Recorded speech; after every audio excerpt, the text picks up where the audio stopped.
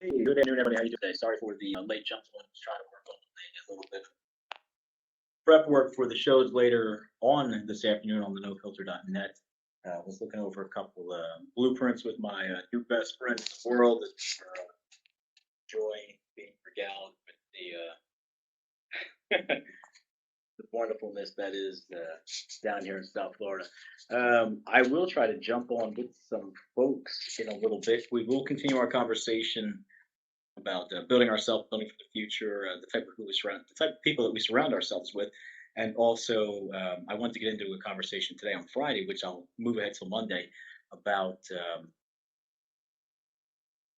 sort of the hiccups that we can run into as individuals and how we need to sort of make sure we stay centered on ourselves in a good way and not let that train sort of go down the track. Hey, Uncle Rico, how you doing, buddy? What's up, doggy? How you making it out, man? You doing good? Just living the dream. Living the Just dream. living, yeah, here out in Florida. I am. I'm down in the Sunshine State, and I was condo cat uh, babysitting for a little bit. Both the proprietors of the residence traveling internationally. The other one, unfortunately, had to make a impromptu trip back to the city. Got back yesterday, a little later on, and we were kind of doing some work this morning for that show Okay. later this evening, and it'll be good. It'll be fun. I'm excited. I'm looking forward to it. But sometimes when you talk about friends, right? So like, sometimes you have to take your own needs sometimes, and when you can, you need to put them to the side. And when someone is sharing with you, talking with you, opening up to you, sort of letting you into those things that give them joy and hope and gratitude and satisfaction. It really goes a long way. It's like a lot of times we as people, we get so fixated on our own personal schedules and what's happened, what's going on, what I have to do, and blah blah blah. And there's many times where things do take priority, right? And you need to get things done. I 100% understand that. There's definitely times where, look, you wake up, you've got to knock out your to-do list. You need to knock out what are the priorities to kind of keep your things going. But too many times than not, we don't take that pause and we don't allow someone else in a moment to just really share their joy with us, share what's going on. And I mentioned this the other day on the podcast about there's times where now I've been, helping with my uncle, my cousin, and I know the stories that are coming, or I know the scenarios that they want to go over. But take the 20 minutes. If you can take the 20 minutes and have the conversation, and what you want to do in that hour's bit of time, is it really a pressing priority? And not that anything like this isn't a priority, but sometimes, in that pantheon, we really have to decide, like, this is really worth it. Like Mm-hmm. this that's how you invest in people and in relationships and in yourself. And I am. It was a and at 9 times out of 10, it turns into like a really fruitful conversation. You know what Yeah. I mean? And it's Yeah. it's nice. So again, sorry for everyone who was looking forward to the third part of the conversation, but we'll do it on Monday. And I think you can piggyback off of that and use it that you know sometimes what you have going on in your world is important, and it has to pay the bills and it has to be done. But don't be afraid to take the 25, 30 minutes, have a conversation with someone. Just listen, let them share. And Yeah. it was great. So it was great. But I was really interested to get your sort of a preview or what's going on later here with your guest. Is that still going on? Is that still happening? Oh, it was just me calling her out for a Oh, debate. okay. All right. I highly doubt she's going to show up. I'm going to give her 15 minutes, and um, All right. it's more of me lending an olive branch in. To those of you who know me, um, know I handle my show persona one way and my business the other way. So I messaged her very respectfully. I wasn't like trying to be a prick. Um, obviously I posted it on Twitter and I gave her a disclaimer, but then I messaged her and told her basically, good evening, Ms. Sadrozny. I sent you an open invite to discuss the issues you feel are the most important for the midterm elections, 2 p.m. Eastern. Just me, you, and the audience watching. I honestly want to hear your side. I may not agree with everything you say, but I am at least willing to listen. You can ask me anything. I'll keep it respectful. I think healthy civil discourse is one of the most important ways we move forward together. You don't know me, I don't know you. I'm sure you will look at my profile and make your own assumptions. I do the same. Thank you for your time and consideration. You are. I think we need that, right? And I mentioned that even in the pod earlier, and us talking like look, we're not always all going to agree on shit, and that's the beauty of the whole dynamic that is, for a lot, like humankind, society, and Western civ in particular.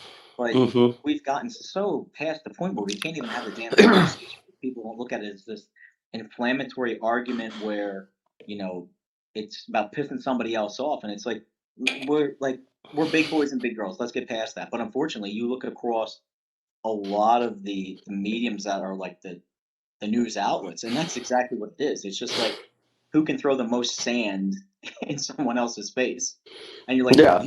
you're supposed to be adults here, you know? Yeah. Like, I wanted to debate with her because she is obviously the epitome of the white college educated liberal in today's world. Like, mother of three, works for NBC News. Her area of expertise is investigative journalist on political radicalization and extremism.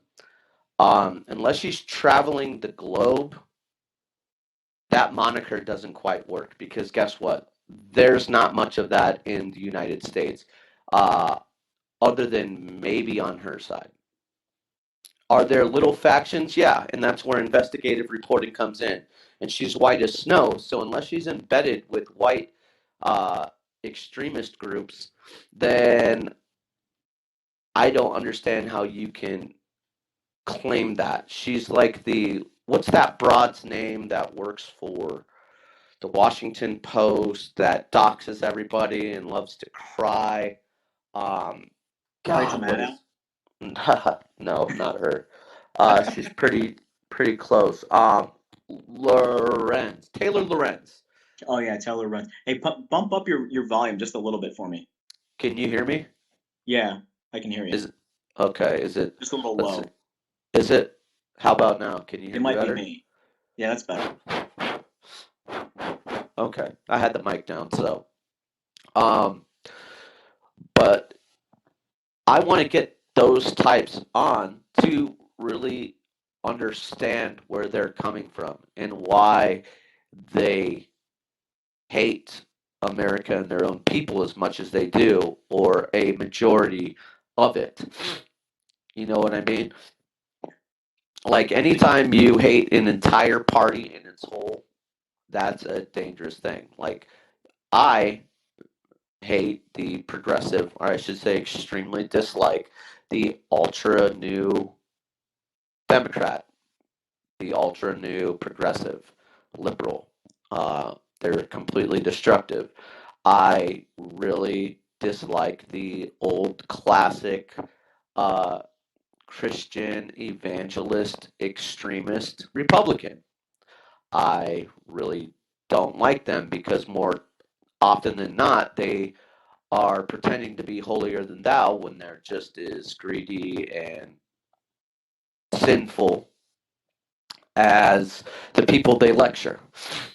And I want to get to know them. Fun fact about Taylor Lorenz: Fun fact. she is the queen of doxing people, and I know you saw her.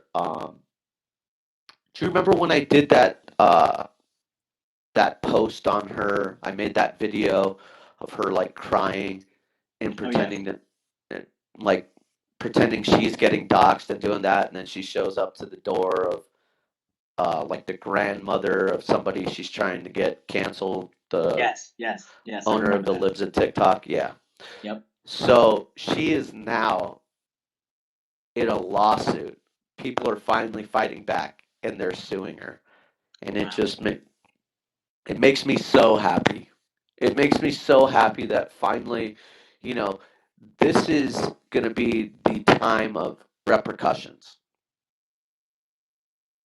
Like, I into, yeah, I really feel, and I think even like being in Florida for a couple days, right? You A lot of the uh, politicalization of issues, um, they're not as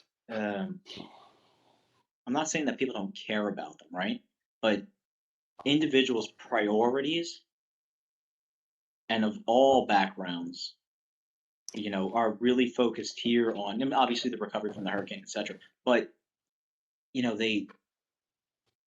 they're more focused on the issues that really matter to the bottom line of their lives and livelihood, and the sustainability of the gas, inflation.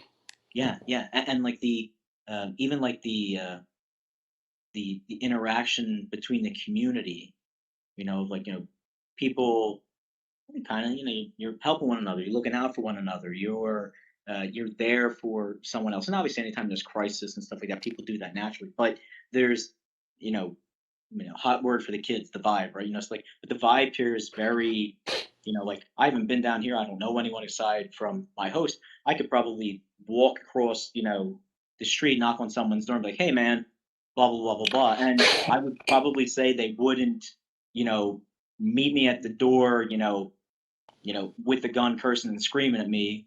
Or, what I'm saying, it's just like there's a different sort of um mentality that's existing in these areas that, to your point, they're past and they're beyond all of this noise that we've been fed for so. And to even go a little bit further, I really think, and you kind of nailed it, um, you know, the traditional definition, and because we have the two main parties, that's what people have to align themselves with. I There really are, like, you don't just have traditional Republicans and traditional Democrats anymore. Like, I think to keep labeling people as that going forward, you're not really getting the full picture, because there's Mm-mm. individuals who, you know, they lump them in as being, oh, well, you're Republican, and they're, you know, neo-Nazi groups.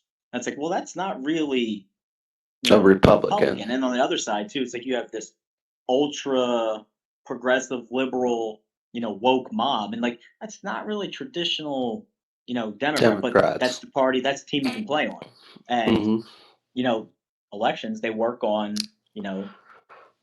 who's got the bigger team, who's going to come out, yeah, and money.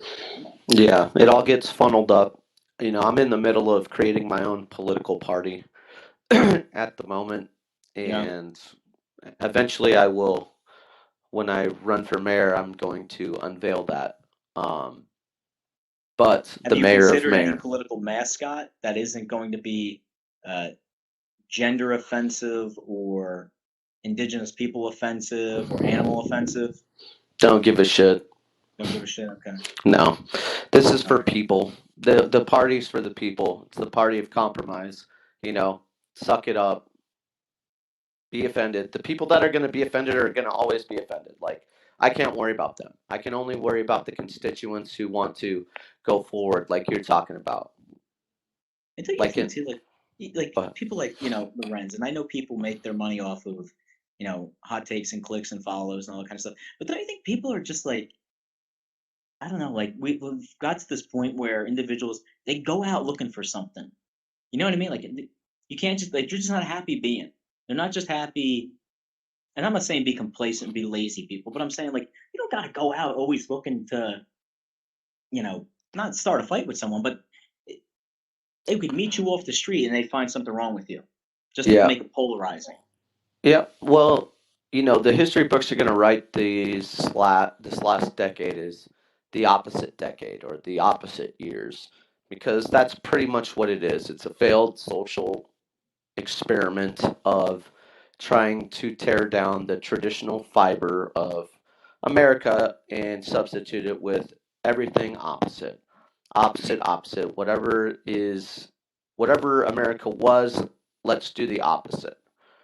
If crime is imprisoning criminals, let's let them out. If the border was open or the border was closed, let's open it. If boys are boys, then let's tell them they're girls.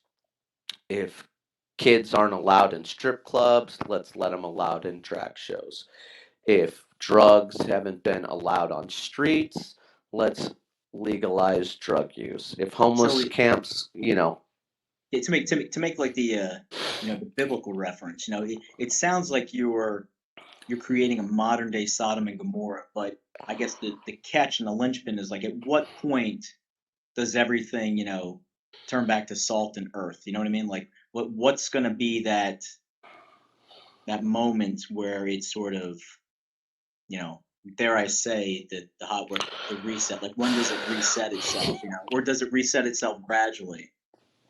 it'll happen. I mean, people can try to live godless. Societies don't function without faith. It's just what it is. And America is one of the few societies that had God principles written into their bylaws.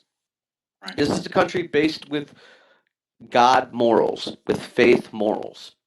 right, It's just what it is. People can hate that, fine. Go ahead and hate it. But the fact of the matter is the founding forefathers were believers. sure, There's God plenty of times in the Constitution, in the preamble, on our dollar bill. In God we trust. It says it right on our currency. And for those people who don't want to believe, fine, don't believe. That's your prerogative. But you lose yourself along the way when you are your own master, when right. you have nobody to answer to. No, yeah, you're exactly right. And people are gonna be listening and say, "Oh, Christian guys, blah blah blah." But you know what? I'm all Oh well. for an inclusive, you know, faith or personal belief system. But you nailed it. When you get away from that and you are in the very base sense of the word, but when you are a godless nation and you're only feeding into your vices and feeding into your greed and feeding into like and they stop people, like, there's a difference between being greedy and capitalism. That's why there's the same way between being like a charitable and socialism. Like, grow up. But when you Yeah. let go of all of those inherent fibers that sort of have been there, that has sewn the society together, however you want to practice it, and you just run amok and run wild. Lord of the Flies. It's the Lord of the Flies. And Right, exactly. we see it. Everybody sees it, and the majority of people are tired of it. You know, Yeah, and you know what? I've talked to a lot of individuals um, who traditionally have voted blue, right?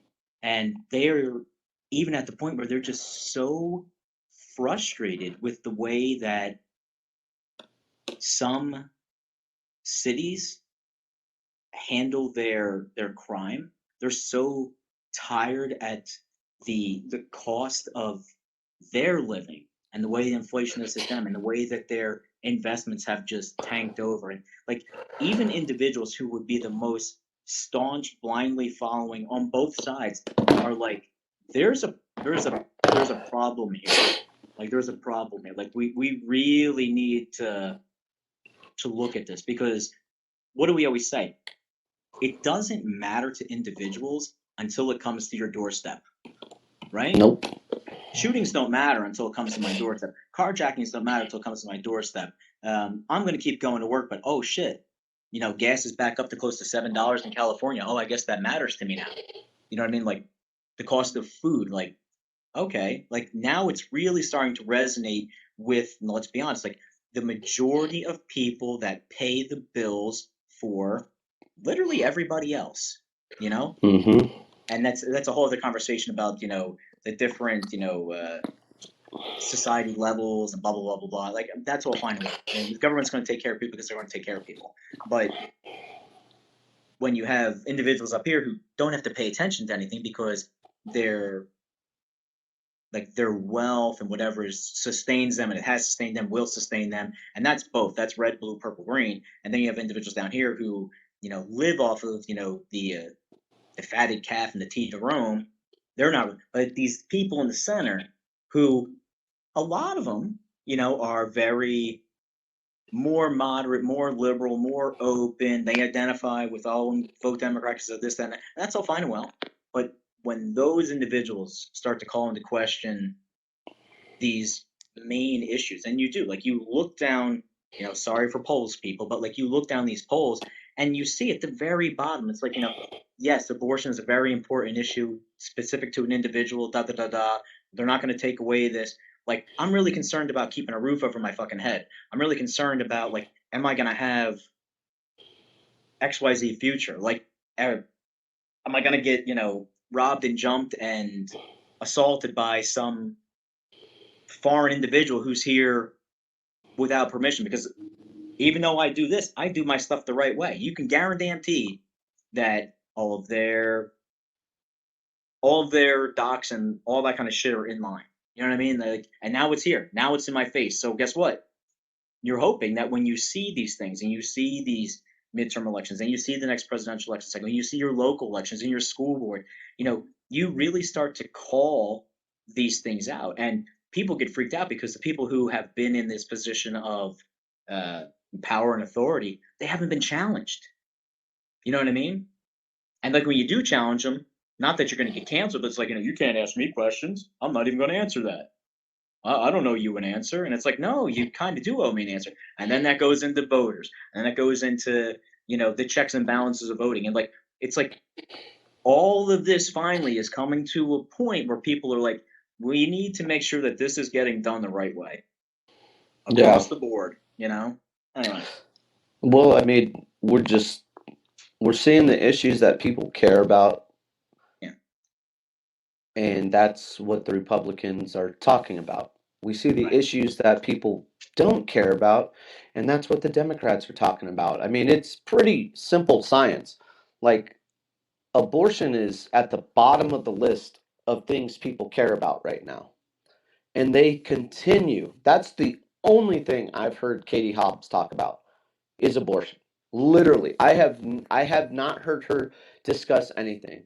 Now you've got that bozo Mark Kelly who's trying to claim that he protected the border in his ads, and I'm like, you're fucking out of your mind. Like, anybody who sees that is above the age of 30 will know that's BS.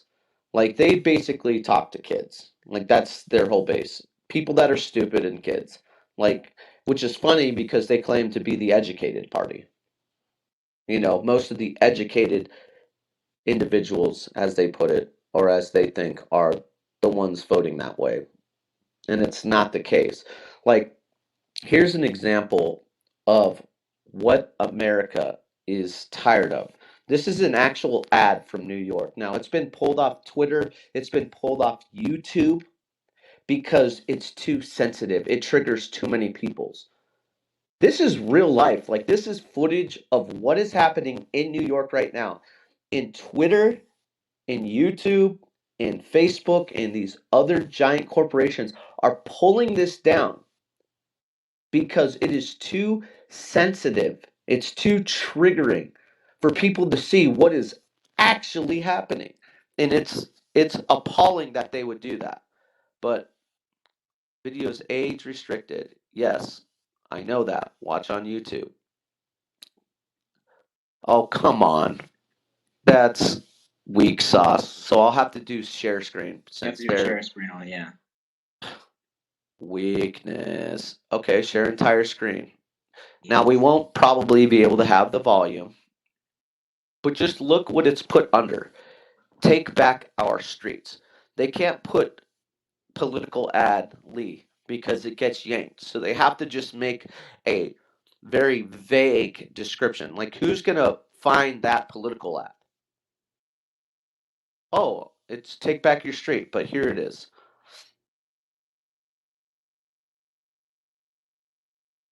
Right in front of his kids. Yep. Actual footage.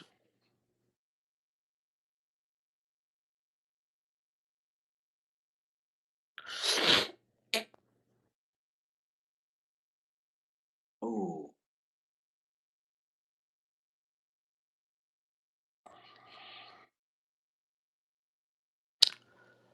That is one tiny, tiny, tiny snippet of what is going on in cities. And you're talking about being in Florida and how it's a different vibe. I'm out here in Mayer, small town. Most of the people hate Biden because of gas. right. And none of that stuff we have to deal with, knock on wood. That's right. Right. Crime happens. Now, we did have a sheriff that got ambushed just the other day in Black Canyon, about 20 miles south of me. Guy went to the property and was called out to the property, and dude did exactly what they do. Cop got there and he started firing.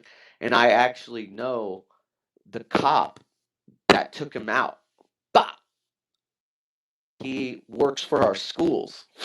Wow. Thank God. Yeah, and he was the one that came on site and took this dude out. But it's like you see this stuff and it happens. Like the kids say bad things about cops and they don't even know why. They just say it because it's the thing. But we don't have to deal with this stuff. Like I don't go to a gas station and worry that I'm going to be robbed, mugged, whatever, because everybody packs here. We all Right. pack and people know better. Yeah. Like I almost got shot for petting horses when I shouldn't have. God bless them. I was on their property doing something I shouldn't have, and they didn't. And they're the Right. best people ever. The Fernwalds. Shout out to the Fernwalds. I love you guys. They're the kindest, nicest, most amazing couple that I've maybe ever known in my life. Like old couple, just not a mean bone in their body. The guy writes cowboy poetry. They, restore old stagecoaches. They're as cowboy as it comes. Nice. And when you were talking about Florida, I couldn't help but think it's the cities, man. Like cities are fucking dumpster fire. And everywhere else is fine. We all Yeah. operate everywhere else, but it's these cities that are just I've said this for 20 years. God lives in the country, the devil lives in the city. And Sure. I truly believe that because Sure. you get out in the wide open spaces, there's a calming, there's a peace that comes over you.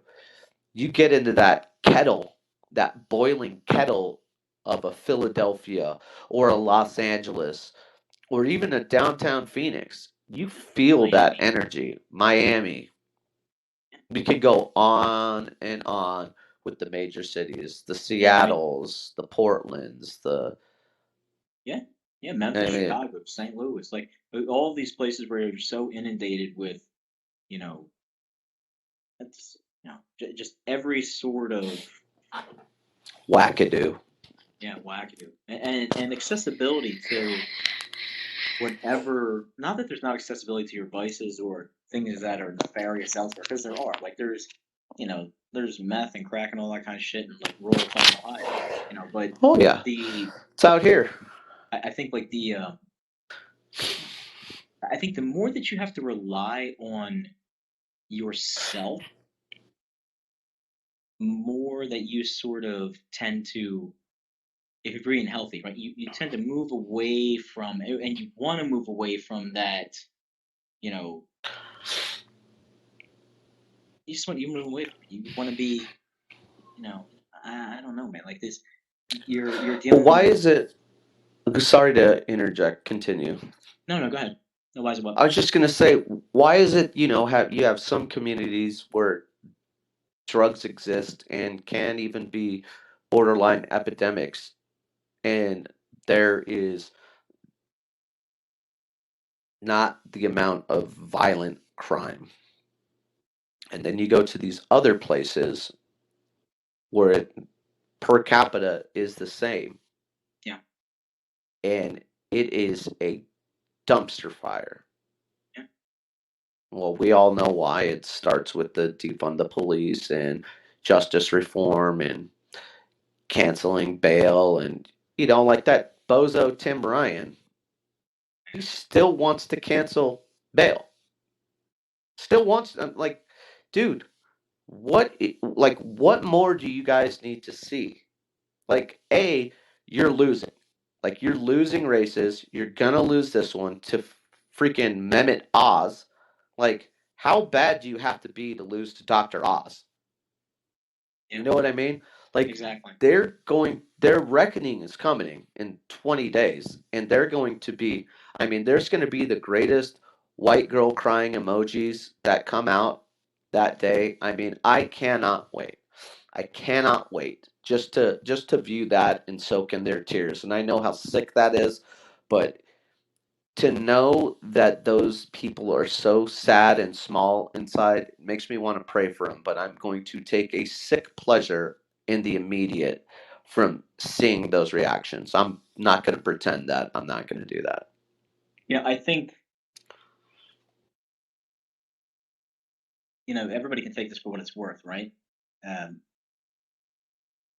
we we all can live our life how we want to live it.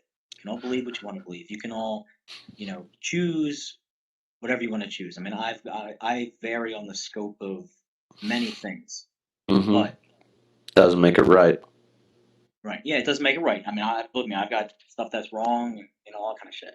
But I I know, I know, at the very very core, there are just priorities and inherent things that you must focus on if you want to sustain any sort of, I don't know, like you could call it relationship, you can call it career, you can call it, like yourself.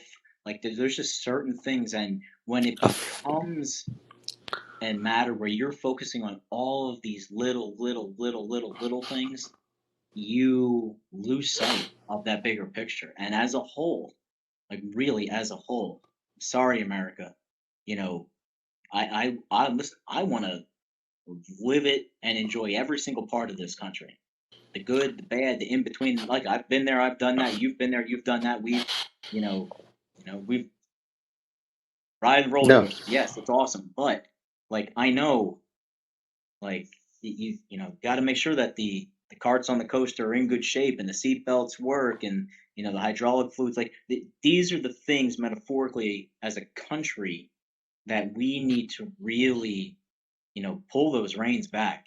You got to tighten up some shit, Uh, man. You got to tighten up some shit. If not, you just what happens? It's like it's a beater car, right? You just drive it into the ground, drive it into yeah. the ground, drive it, and eventually, found on road dead. Stuck on road dead. And Yeah. then you complain like, that's great. You might have the best, you know, Carmen or Kenwood system in there with the best box in the world and all this fucking technology, but you're not going anywhere. Playing, playing. And that's where whether people want to say it or not, and every time that we have an election, like this is the most important election, but really, like we've crossed the threshold, people. You know, the majority of debt that the United States is in is owned by an outside entity. We are continually, you know, giving away more resources than we are creating or investing in ourselves. We're ESG. yeah, like we're taking away from our strategic reserve. It's called a strategic reserve for a reason. Emergencies.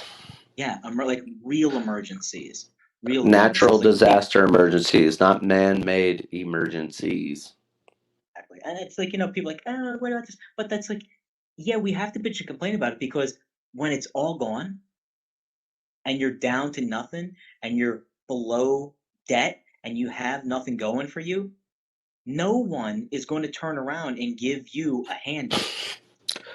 First of all, climate activists are fucking morons. Okay, hi Greta.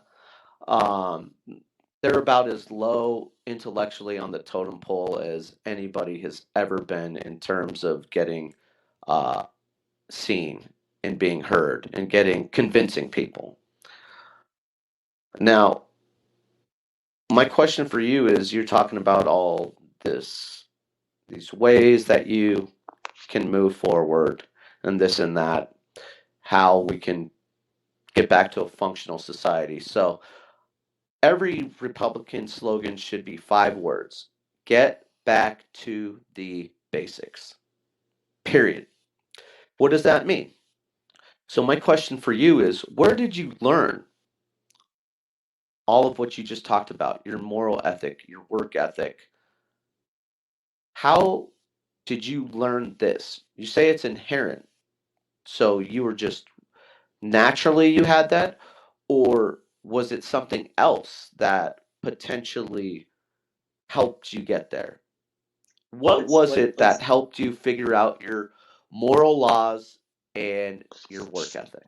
so let's preface it with two things. Number one, I've made plenty of snafus and immoral and uh, sinful decisions in my life. I think everybody has, but I think when you have the conscience to acknowledge it, correct it, learn from the mistake, better yourself, move forward, um, you're on the right path. It doesn't excuse any behaviors or any whatever at that time, but we've talked about this before. Yeah, the old like do the crime, do your time, better yourself, move forward. That whole cycle, and America loves second chances. Blah blah blah. Go ahead. Okay. I was going to rephrase my question because I want to simplify it. Yep. How did you know what was right and what was wrong? Right. So I was after that preface because I don't want to sit here and be like someone in a glass house should throw stones. Um, Two multifaceted, right? So I'd say maybe three things. So like one overall, um, it obviously starts at home. It starts with the people who you are immediately brought up around. Two, whatever your faith system is, and that faith system can be, you know, basic levels like Christianity, Buddhist, Baptist. Like the bottom line in any of those faith systems is like be a good person, be good to your neighbor, treat others how you want to be treated. Right is right, wrong is wrong. If it, it's selfish, like all those, the 7 principles. But then also, I felt a sense of duty being a little kid in America to hold myself to a higher standard. Like Did you learn that naturally?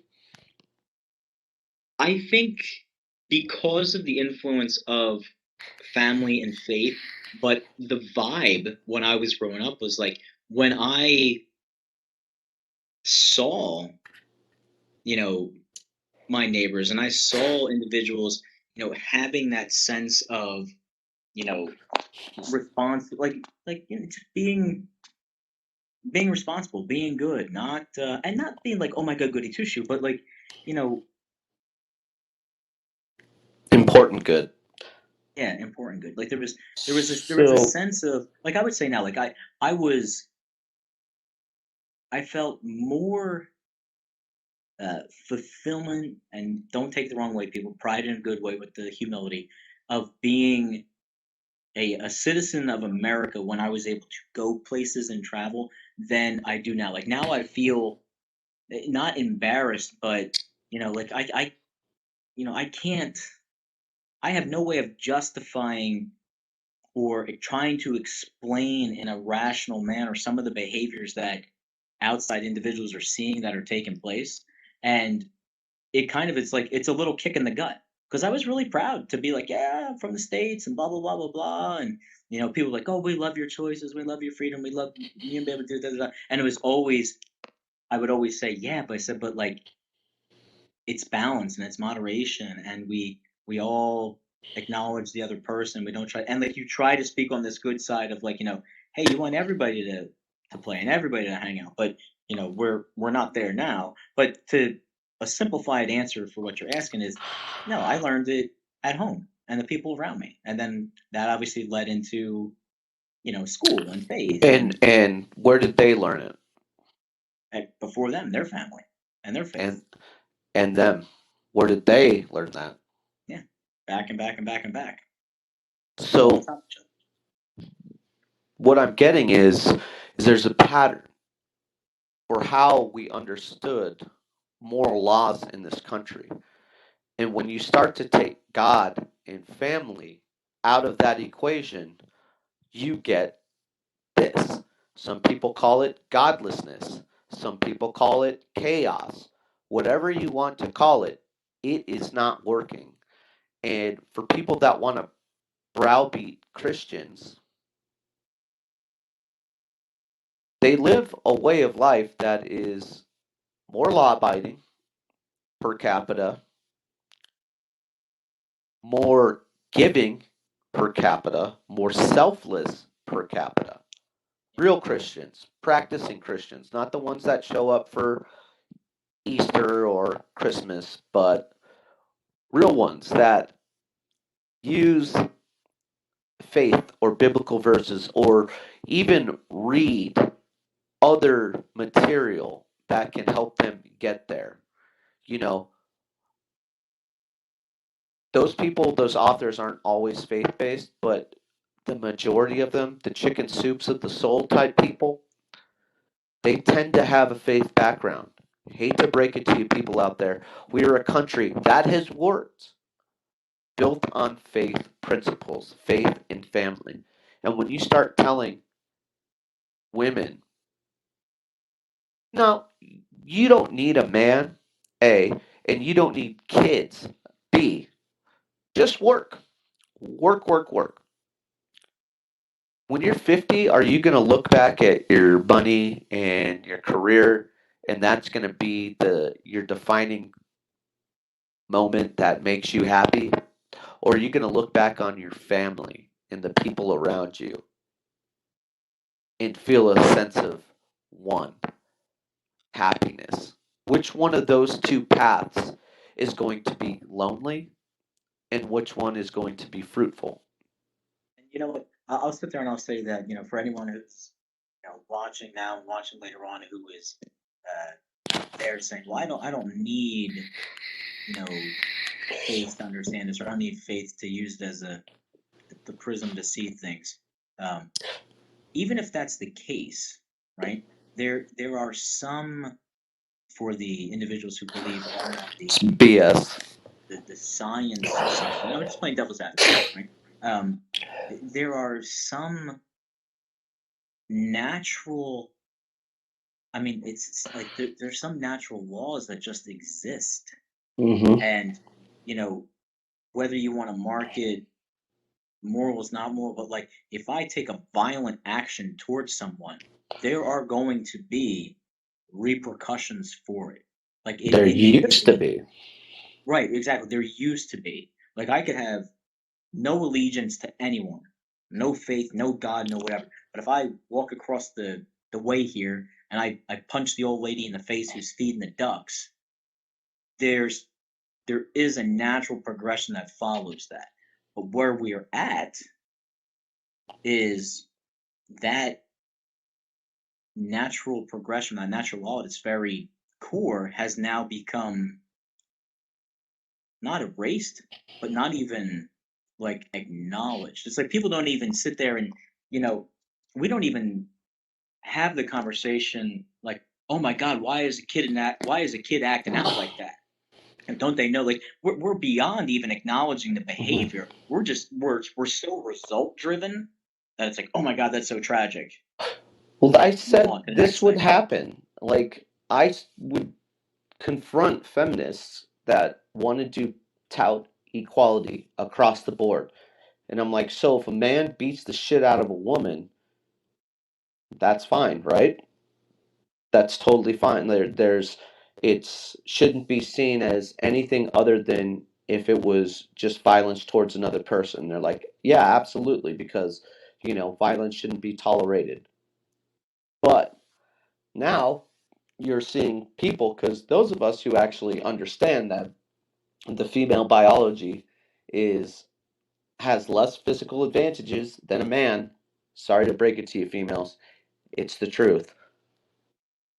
Per capita, once again, we're not talking about the WNBA players or the cage fighters, the very tiny 0.0001% of the female population. We're talking per capita. The average female will have less physical strength than a man, the male population. But men have been told for the past couple of years that they're no different than women. And we're seeing this lack of empathy towards violence against women. And these guys, they're like, well, fuck it. We live in a world where everybody's the same thing. I'm going to just beat the shit out of this old woman because of ageism, because of feminism. Why, they're just like us. So I shouldn't feel bad if I attack this old woman. Like it would be just like me attacking a 20-year-old male. It's the same thing. And the reason I say that it's BS that people can choose their own moral guidelines, because I hear this all the time from my atheist friends. They're like, I don't need a church or a book to tell me what's right and wrong. Yeah, you do. Because you start believing in false idols. You start getting your what's right. How come I can't be a guest on your show when you're doing it from my house? You can be a guest. We're sitting there talking about all the BS. Everybody, Tony Bruno. Tony Bruno. Dude, I'm in there working on Tonight Show. You're sitting out here. Tony. Uncle Tony. I'm going to talk for a minute, and then our volume is low today. Everybody, Tony Bruno. Everybody. By the way, just remember these 3 words. Yankees lose. Lose. That's like 5 words. So. That's like 5 Yeah. words. We like it. Philly is running a train right now. I can't believe it. I cannot. And the Astros. The Astros are the Astros. They're just a good team. Now, do you think Philly's going to come out of the NLCS? I don't know.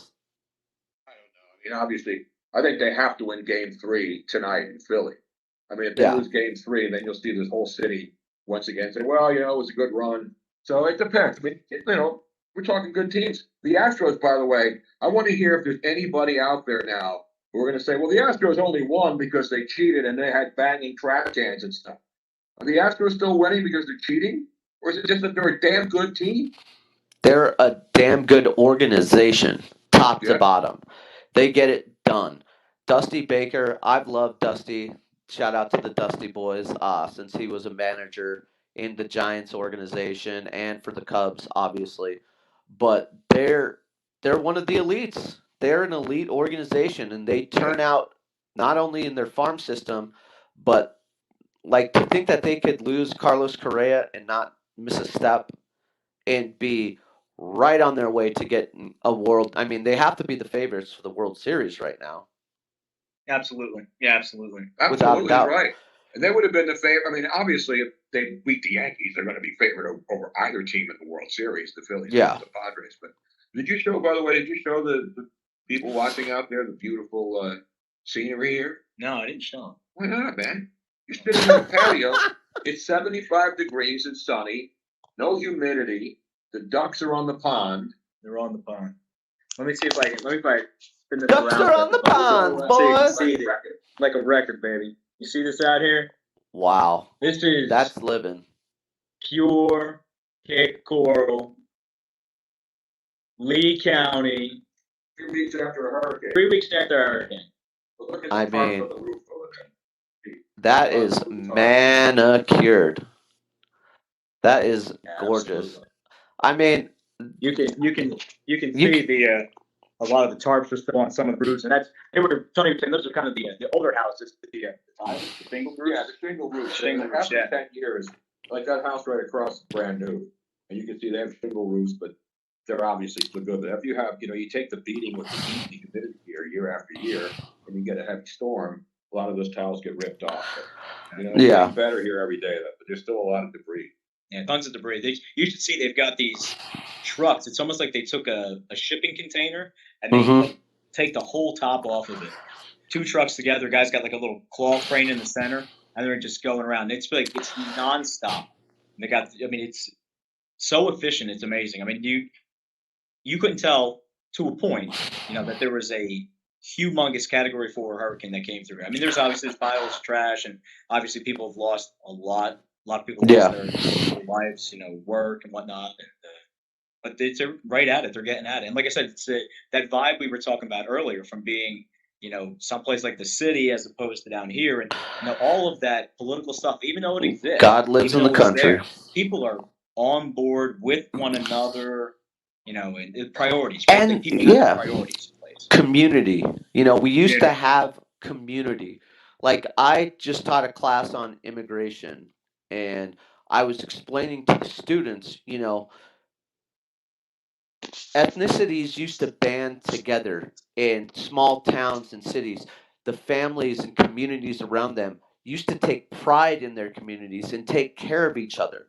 It wasn't this individual society where you watch out for yourself. You helped out somebody else knowing that when the time came, they would help you, and you guys were benefiting each other. And the importance of,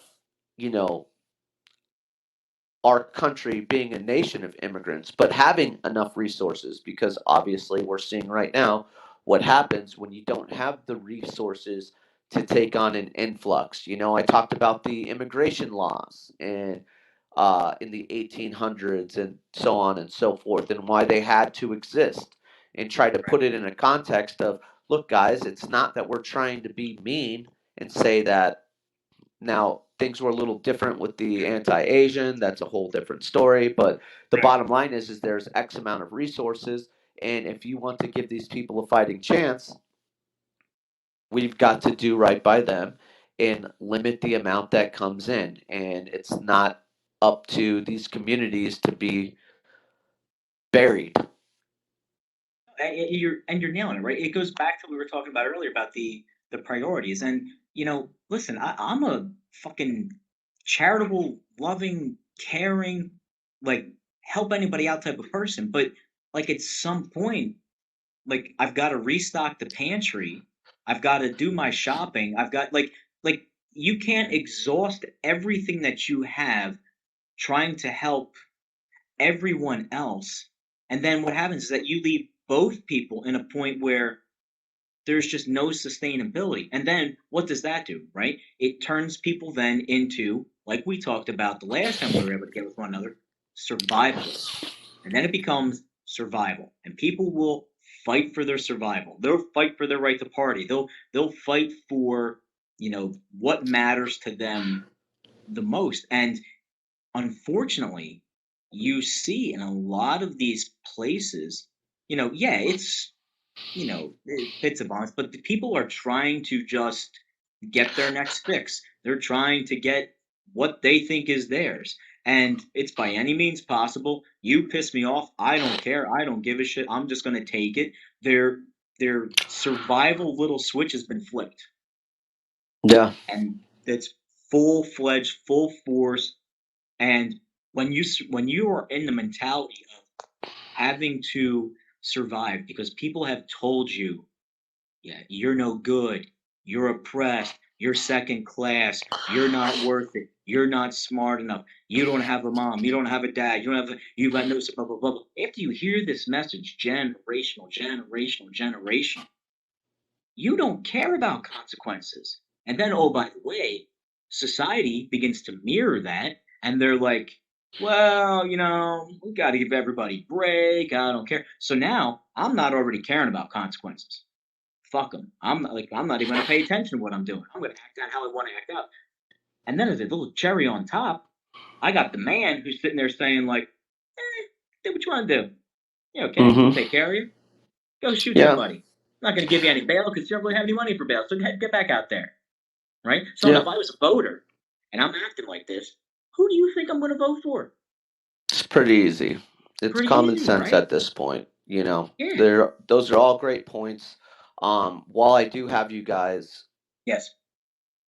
I want to ask you this question. When was the last time the Eagles went into a bye week undefeated? Um,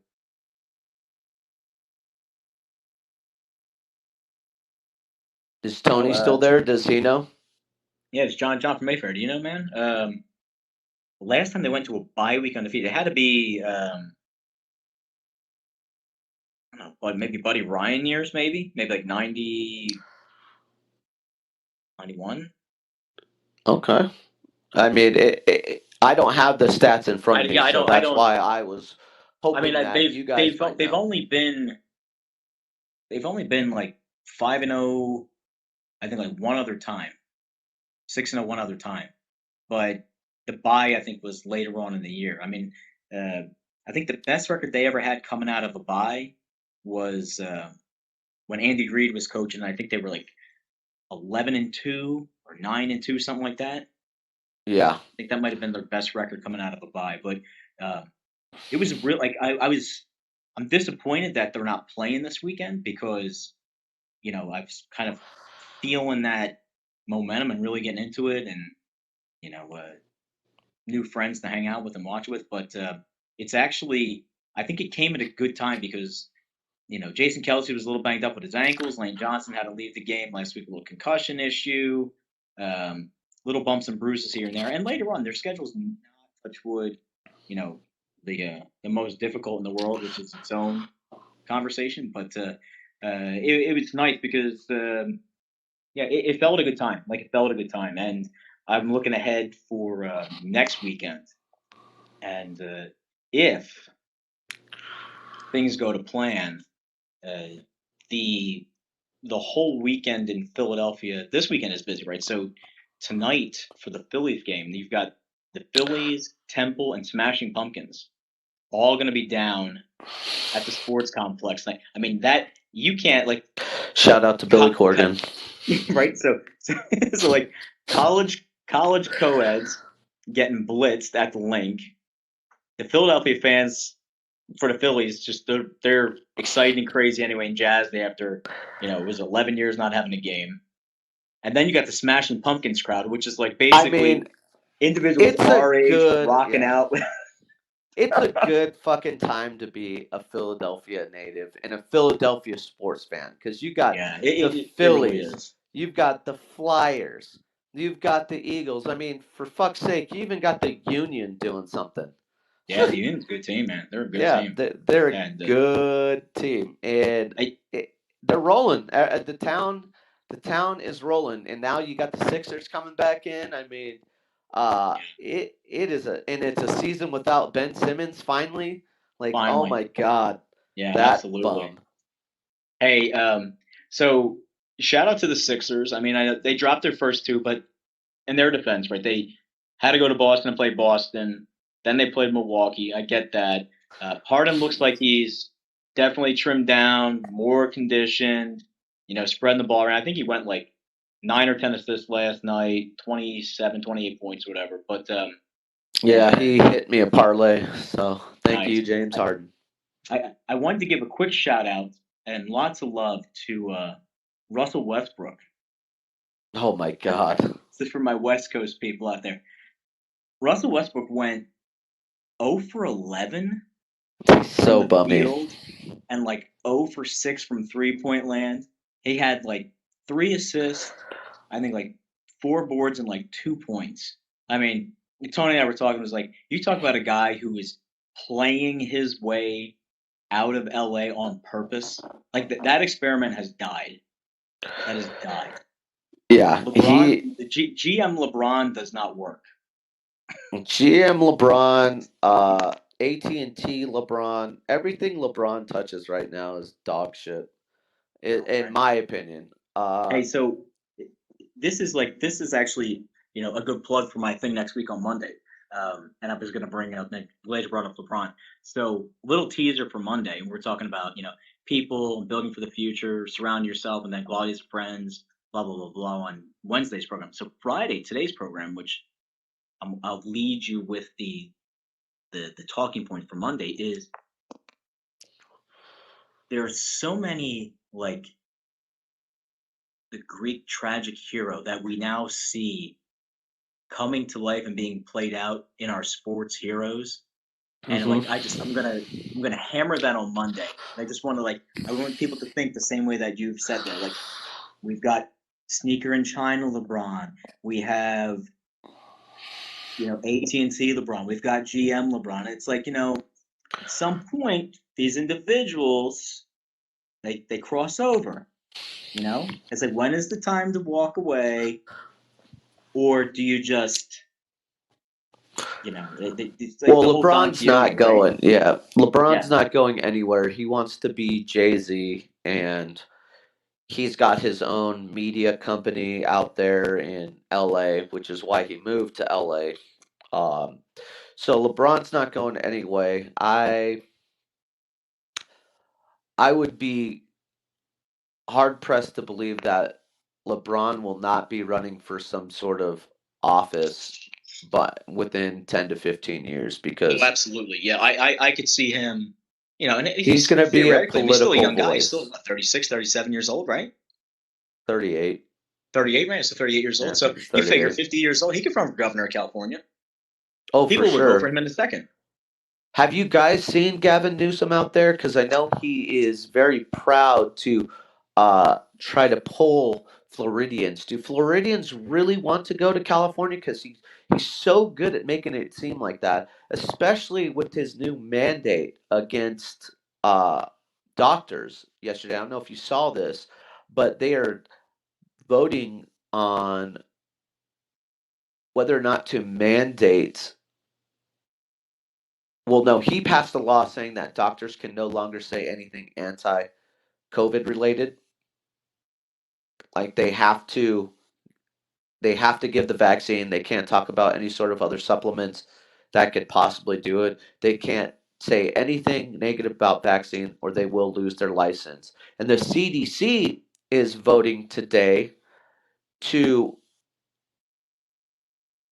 nationally make it so kids have to take the vaccine as part Yeah, of. part of like there's first set of vaccines that kids have to get on like those little cards you got to turn in for school, and yeah, we saw that. We Yep. were talking about that, and DeSantis here, he came out and he made a pretty big splash, and he was like, listen, he goes, as long as I'm governor, he's like that you that shit's not gonna fly down here, Yeah. and And it was technically, it does go back to the states, but how many of right. these states take Oh, their,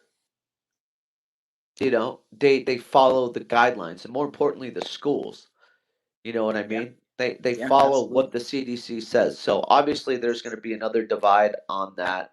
It's basically them trying to appease another audience right before the elections. yeah, yeah, They're throwing their Hail Marys. It's like the weed thing that Biden did. right, Hate to yeah, break it to you, Biden. Nobody is doing federal time for possession. So you right, coming out and saying you're going to let out all federally prosecuted individuals for possession, right. you helped zero people. And Zero, even zero the real weed people, smokers know that. right? Even the weed Exactly. smokers know that. They're like, what? Like, there's obviously dumb kids that are like, oh man, that's cool, dude. But, you know. One Yeah. more thing before I go. Yes, sir. I'm actually on air right now. She hasn't Oh, shown up yet. What a shocker. okay. Um, but I just wanted to give a little shout out to DeAndre Hopkins. He should Dude, probably be making more money than any coach or player on the Cardinals because the Cardinals look like a completely different team with him there. And Kyler does have chemistry with him. There's no doubt. sure. He made one throw where it was perfect timing. That back shoulder catch. Yeah. Yeah. He he takes care of all of the deficiencies that Kyler has. Like Kyler still can't throw over the middle because he's too small.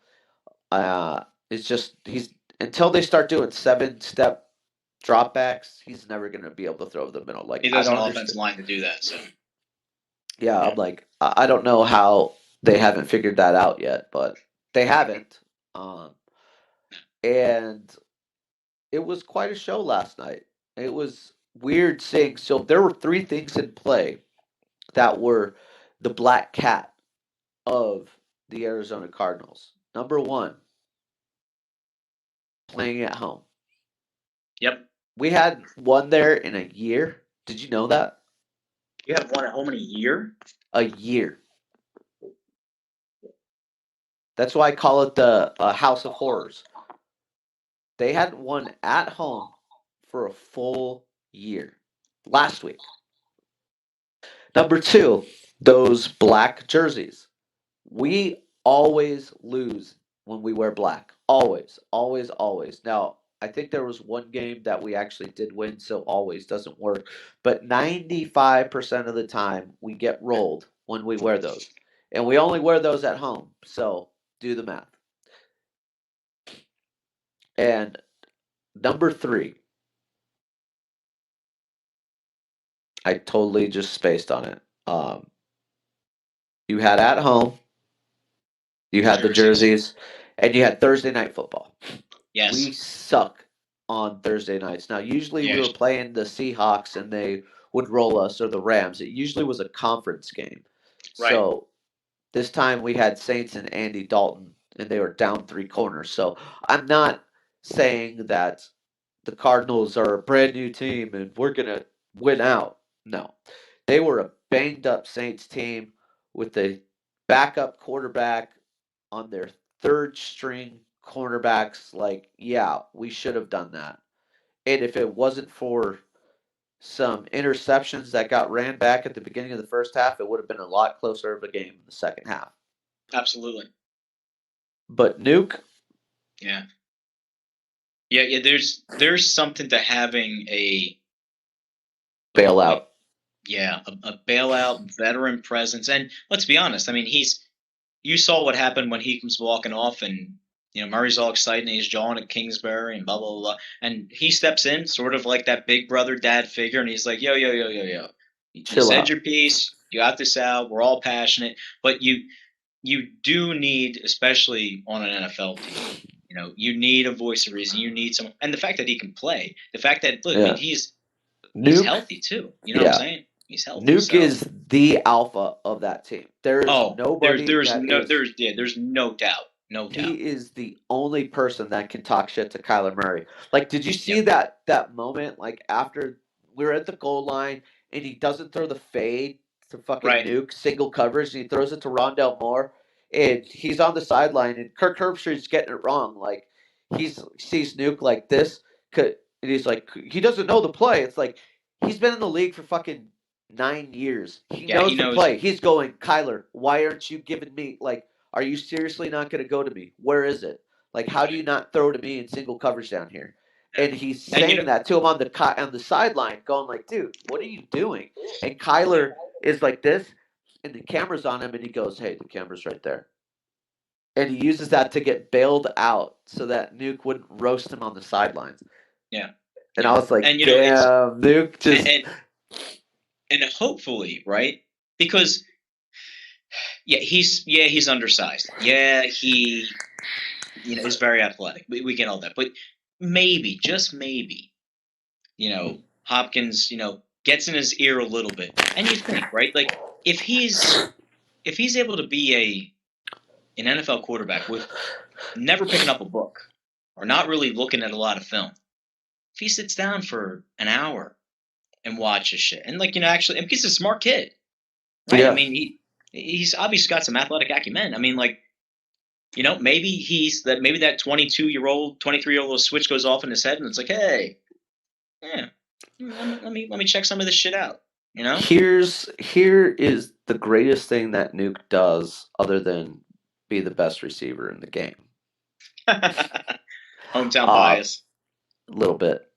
Um, Antonio Brown, Justin Jefferson, all in the chat. Stephon Diggs enters the chat. Shut up. He holds Kyler accountable. Yeah. Yep. He is the only player that can get in his ear and call him on his bullshit. If you watch the Cardinals, like I obviously do, you see it on the sidelines every week. He says something to Kyler because Kyler does his little thing and he's like, dude, what are you doing? And You need it. even if it's that for that competitive attitude that Kyler has where he's like, fuck this guy, I'm going to show him what I can do. That elevates his play. You know, you need that person to challenge you, to get you to that next level. And Kingsbury is busy kissing both ass cheeks of Kyler every single time. Every coach is afraid to tell Kyler what to do. Every player is afraid to tell Kyler what to do. But when Nuke comes in, he handles him. Yeah, because it's not affecting Nuke's bottom line. I mean, people know who DeAndre Hopkins is. You know what I mean? Like, if God forbid something were to happen, there'd be, 29, 30 other NFL teams lined up at the door ready to take him on. But, hey, man, I want to thank you for jumping on and making this little Trevor just hops on. So it was good because I was at a point where I was just going to come on and do a little spiel and, sort of be finished. But, I love it because it always turns into something. We always hit a lot of the issues. And I'm going to prep now for the program later, make sure all of us here are set and in order. And fingers crossed, throw out some good juju, energy in the universe, and make it work later. But, man, always love talking to you. Love the takes. And be good, be safe, man. Watch yourself. Will do. Trevor, come on to my show right now because that broad isn't showing up, and I'd like to talk some sports for a little bit. Yeah. Whatchamacallit. Thanks for having me again, dude. This is one of the highlights of my week every week. I love talking to you. The show is called the Tracy Pudsnick Invite. I think it's got some blonde-haired glasses, educated lib on the cover. I invited her to come debate. She hasn't shown up, so that's what it is. But we're gonna talk sports. Yeah, I'm just gonna make it whatever. But thank you for doing the show, even when you're on the road. Tell Tony thanks for coming in, and I will talk to you soon. See you on the flip. Thanks, Rico. Bye, man. All right, everyone. So thanks for jumping on today. Yeah, it was a little late on the start. We got a little bit of, sports conversation, a little bit of the voting conversation, a little bit of going back to the basics and the values, and the morals, and the compass. And we're all not perfect people. We don't claim to be perfect people because we're not perfect people. But when you can see the bottom line with things, sometimes you got to put your house in order first, and you really need to take inventory before you get out there and start taking care of everybody else. And there are things that are inherently right, inherently wrong, and inherently need to be focused on. Every issue is important, but unless you have your house standing, you can't handle any other issue. All right, everyone, I will see you guys later tonight. We've got 7 p.m. I'll be helping Tony Bruno show out with his show. Then we've got into the nightcap, John from Mayfair, Play Action Real, Penguin AZ. I'm probably going to jump on. I'll probably be tired as hell, but we're going to push through. Let those guys drive the ship. So just make note to everybody out there who's listening in the crew. You guys are going to be pulling a lot of weight tonight. And hopefully we're looking at another Phillies victory. Go ahead out there, get game 3. I think if we take 2 or 3 at home over this weekend, we'll be in a really, really good position. So, all right, everyone, I'll see you guys all later tonight, and have a good afternoon. Trev, I see you, buddy, and we'll get you definitely tonight. Just look up underneath Uncle Rico's profile, and it's on there. All right, brother. See you guys later.